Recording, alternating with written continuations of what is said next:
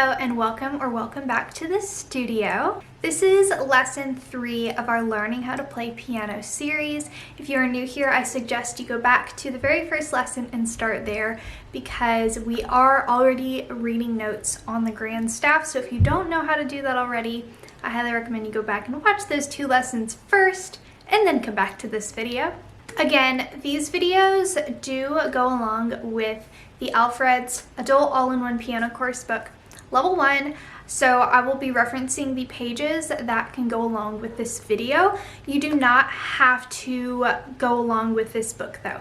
You can totally get your own material, your own songs that you would like to do, or even just a different lesson book. You do not have to follow along with this one, but you totally can if you would like to. In today's video, we are going to be talking about intervals. I'm going to do this in 2 lessons because I don't want to overwhelm you guys too much with all of them in one video. So today we're going to be starting on seconds and thirds. If you don't already know what an interval is, just keep watching. Okay, so what is an interval? An interval is the space between 2 notes. They can be 2 notes played together, 2 notes one after another. A second is going to be a step. So remember we talked about line notes and space notes. If we have a line note to the very next space, that's a step, or a space to the very next line, that's also a step, which is a second. On the piano, again, this just looks like one key to the very next key. Note that this is not white key to very next black key. This is white key to white key.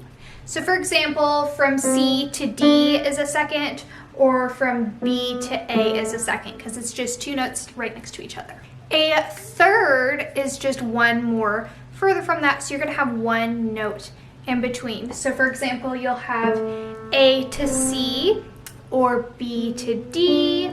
Those are both thirds. On the staff lines, this will look like a space to a space or a line to a line. So now we're going to talk about the 2 different types of intervals that can be played. So you can play a melodic interval, which is when we play the notes separately. So for example, those are different intervals and I'm playing them separately. They're not 2 notes at the exact same time. Harmonic intervals would be when we're playing 2 notes together. So for example, if I'm playing A and C, that's our harmonic interval of a third. Now, a couple other things that we're going to go over that you will see in the book on these next couple of pages are dynamics and tempo markings. So, first we're going to see a few different dynamics. So, dynamics tell us how loud or soft to play our notes. Now, dynamics is not the volume you turn your piano up to. So a dynamic is how hard you're hitting the keys. So on some keyboards, not pianos like this, but a keyboard, some of them you do not get a different sound depending on how hard or soft you hit the note. So just check and make sure you can do that on your keyboard. If not, just skip over this section. So this is our first dynamic, and this is called piano. This tells us to play softly. So you're going to play your notes soft, quietly. So the next one is mezzo forte, and this one tells us to play not too loud, not too soft. So it's kind of right in the middle there. And the third one and the last one we're going to go over for today is forte. This means to play loud. So you're going to hit into your keys a lot harder with this one. Now, I would also like to note, if you are following along in this book, you may notice we have some tempo markings. Most songs do have a tempo marking at the beginning. You can find this right above the very beginning of the song where you find your time signature and all of that stuff. There are a whole ton of tempo markings you will see.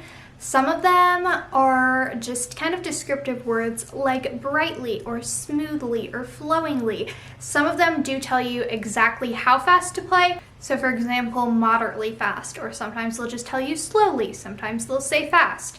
But do just pay attention to the tempo markings that may be in your songs, especially once you are getting close to mastering a song. You really want to make sure you are playing it at the correct tempo. That is all for our third lesson. I hope you have found it helpful and informative. As always, feel free to ask questions in the comments below. All of our links to extra videos and the books I'd like to use are linked below in the description. Remember, this lesson goes along with pages 24 to 27 if you are following along with the book. Don't forget to subscribe if you have not done so already so that you don't miss any of our new lessons coming up. And I hope you all have very happy playing. Bye!